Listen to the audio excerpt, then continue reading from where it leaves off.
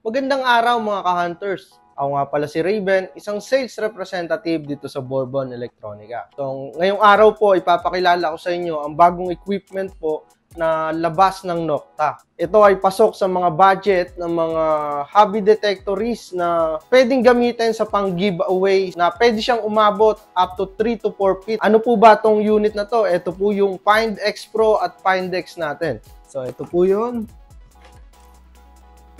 Ano ba ang kakayanan nito ng Find X Pro at Find X? So yan po yung aalamin natin ngayong araw. So kung bago lang po kayo dito sa aking YouTube channel, please subscribe and hit the notification bell para po ma-notify kayo sa mga gagawin kong videos na maaaring makatulong sa inyong mga sites or project. So tara mga ka-hunters!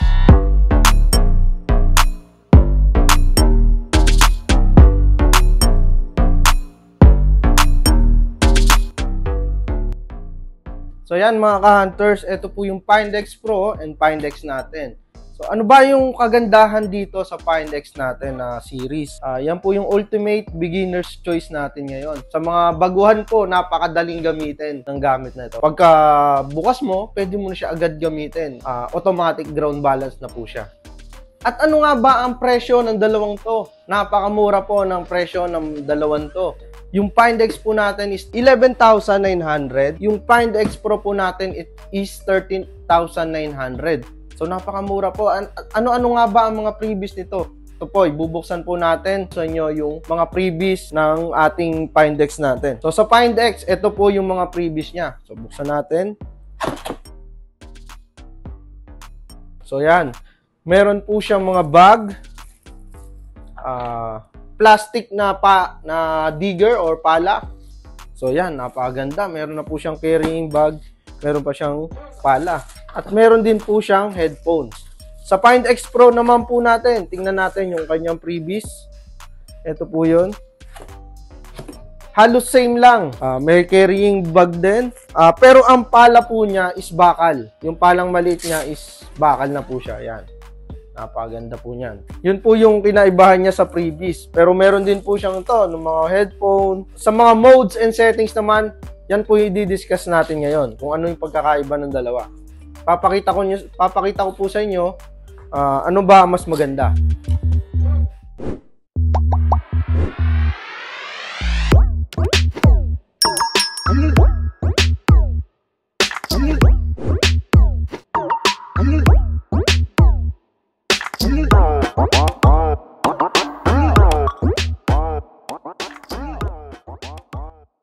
Ito po yung Find X natin. Ito yung Find X Pro. So sa mga nagtatanong kung gaano ba kalalim tong dalawang to, pwede po siyang umabot up to 3 to 4 feet yung kakayanan ng dalawang to. So unahin natin dito sa Find X. Tingnan natin yung kanyang settings. So mapapansin nyo, tunog siya ng tunog kasi marami pong electrical interference dito. Then nakasagad po yung kanyang sensitivity.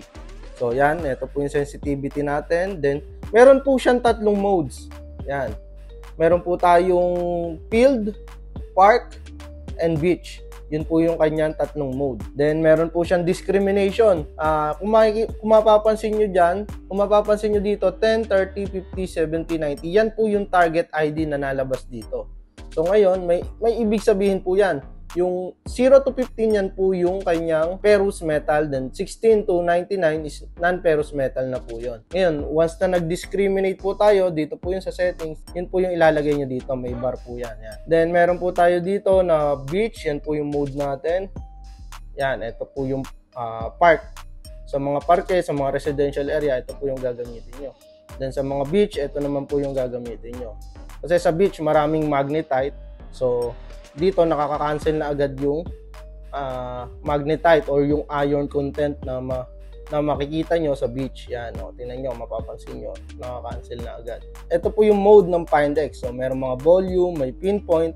Ito, mahalaga to, pangkuha ng size ng target, yung pinpoint. Then, meron tayong pang reject. Then, ito po yung Find X Pro natin. Find X natin. Yan. Halos same lang yung appearance. Then, ito po yung suotan ng headphones niya, walang pantakip. Yun lang yung pagkakaiba niya. So, sunod naman po natin yung Find X Pro. So, ito po yun. Yung Find X Pro. So, mapapansin nyo, same frequency kasi siya. Kaya magloloko tong ating unit. Kaya papatayin muna natin to. So, ilayo muna natin kasi magloloko yung ating unit. Pero ito yung pagkakaiba niya. Yan, buksan natin. Yan, Findex Pro. Ayan, meron po tayong field, park, G-wear list. Meron po siya nadagdag na G-wear list dito. Then, meron po tayo sa beach. So, sa mga field, pwede mo siyang baguhin, pwede mo siyang discriminate, yan. Depende sa'yo. Yan. Ayan, pwede mo siyang discriminate.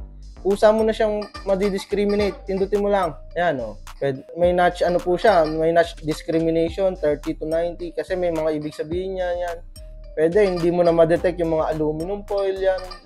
Pipindutin mo lang to, napakadali. Sa mga beginner, ito po ang bagay sa inyo kasi hindi po siya ganun kahirap gamitin. So, panlipat na mode, ito lang po yan. Yan, oh, lilipat nyo lang dyan. So, sa mga G-wear list, ang mahalaga naman sa mga metal detector is yung sensitivity natin. Yan, dapat makontrol nyo yung sensitivity natin. Kasi ang sensitivity parang mouse po yan ng computer. Once na mataas yung sensitivity ng mouse mo, mahirap kontrolin. Kung saan pupunta, hindi mo maklik yung gusto mo i-click. Ganun din sa metal detector. Once na mataas ang sensitivity, mahirap po kontrolin kung saan po siya tutunog ng tutunog. So, yun po yung Findex Pro natin. So, ito naman po yung kanyang charging port. Yan. And headphone. Sa mga headphone, dito po siya kinoconnect din. So, yan po yung Findex Pro natin. Same appearance sa Findex natin. So, yan. Pagtabihin natin. Makikita nyo, same lang siya. Ang kagandahan dito, meron po siyang freebies na bags. So, kung maghahanap kayo sa mga bundok, hindi na kayo mamamroblema sa bag. May kasama na po siya. Meron na rin po siyang palang maliit. Yan, yun po yung kagandahan sa kanya. So yan mga ka-hunters, ito po yung dalawang bagong unit natin ng Nocta. Ito po yung Findex, ito po yung Findex Pro.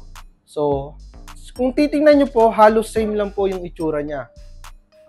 Same yung coil niya, then same appearance. Pero ang pagkakaiba po niya, ang waterproof po dito is yung coil lamang. Ito lang yung sa Findex. Coil lang kasi wala po siyang pantakip dito sa kanyang headphone. So, coil lang po dyan. At ang presyo niya po is 11,900. Then, sunod naman po natin, ang pagkakaiba ng dalawang to is yung sa Findex Pro, fully submersible po siya. Pwede nyo po ilubog hanggang pati yung system unit up to 610 feet. So, meron po kasi siyang pantaklob dito sa kanyang charging port para hindi pasukin yung kanyang system unit. So, kung tatanungin nyo bakit may butas ng mga speaker, ano po yan? Silyado po yan. Hindi po yan papasukin. Basta ito po ang pinakamahalaga dyan. So, yan mga ka-hunters. Ito po yung bagong equipment ng Nocta, yung Findex series po natin. So, sa mga nagtatanong, kung gustong pumunta dito sa aming store or umorder via LBC, tawagan nyo lang po yung mga number na nailalagay ko sa screen. Yan po yun. Then, or kontakin nyo po ako sa messenger. Search nyo lang po yung Raven Abad Bourbon or meron kayong mga email, kontakin nyo lang po raven@bourbon.com. Kaya kung bago lang po kayo dito sa aking channel, please subscribe and hit the notification bell para po ma-notify kayo sa mga gagawin kong videos na maaaring makatulong sa inyong mga project or sites. O nga pala si Raven, isang sales representative dito sa Bourbon Electronica.